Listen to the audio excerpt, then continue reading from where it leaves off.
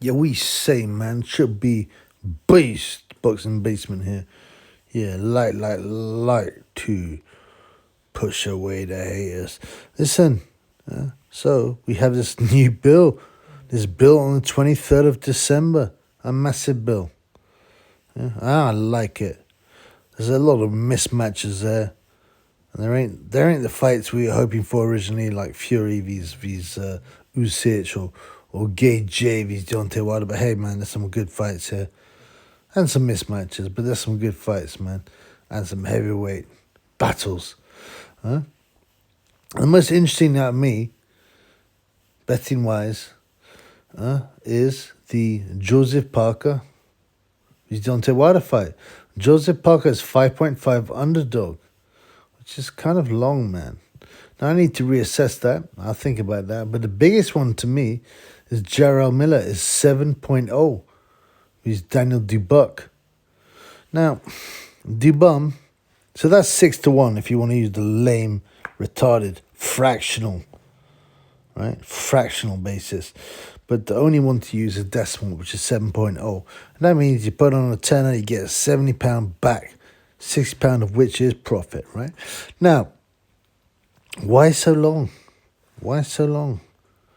Now, since Jarrell Miller got popped for PEDs, which you all know is a joke anyway, he basically freaked out Gay J by giving him a big shove, and Gay J was rattled and shook, and they thought, we don't want this, because Gay J also went through some ritual, and he didn't look happy. AKA Skins was at home; he wasn't there to hold his hand, but he was clearly shook.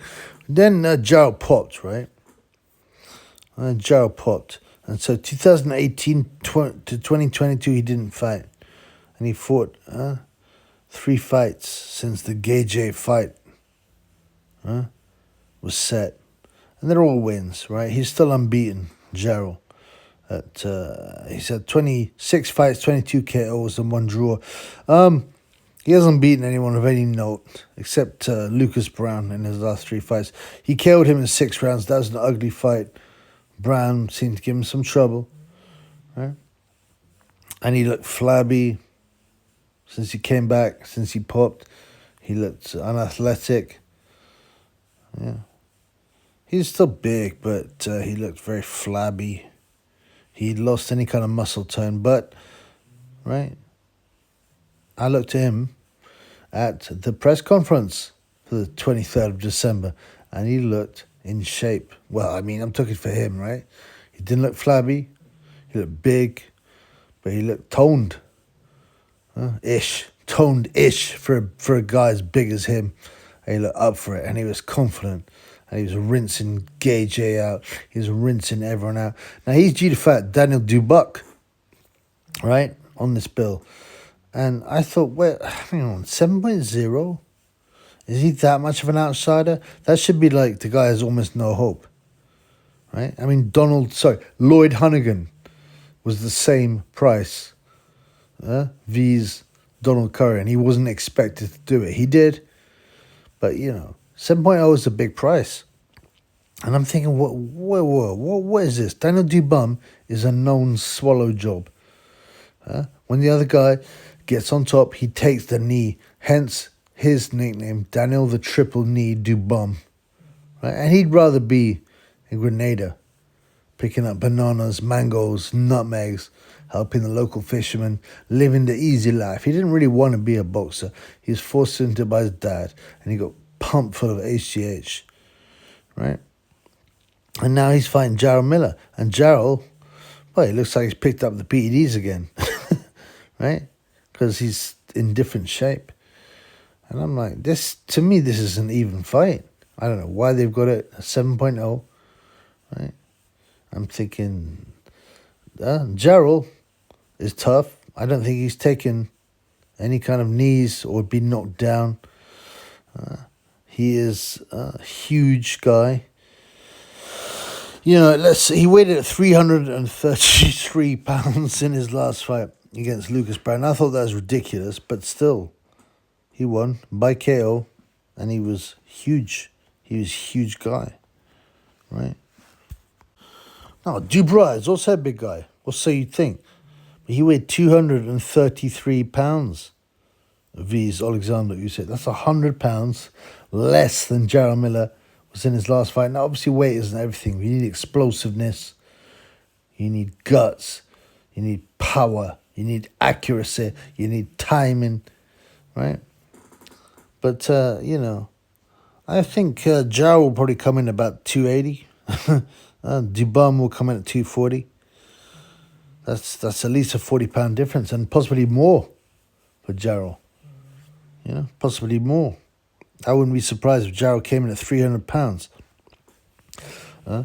Now, he will put on... Gerald can punch.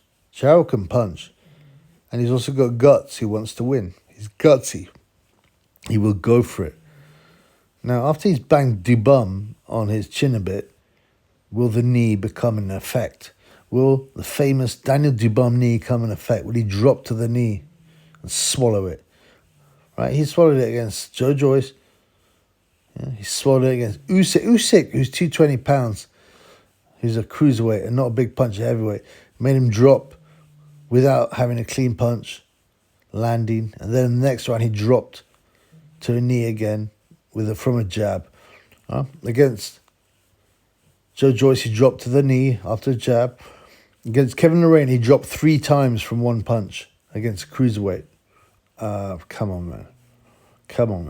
This is definitely worth a few quid on Jarrell Miller. Don't get me wrong, DuBois dangerous, but Miller hasn't shown any weakness to the punch. Maybe DuBois will bang him a few times. Miller won't budge, and he'll keep on trundling forward like a tank. And I don't mean like a Sherman tank, because Sherman tanks were whack. They were called Ronsons in the Second World War because they set fire so easily. Jarrell Miller would be like a tiger tank, a German tank, a king tiger tank. He will keep rumbling forward. He'll take DuBois shots. DuBois won't like it. DuBois does not like when people don't crumble under a few punches. And DuBois, I believe, will swallow it in about round 8. I honestly believe this is worth a good bet on Jarrell Miller. Peace in the Middle East.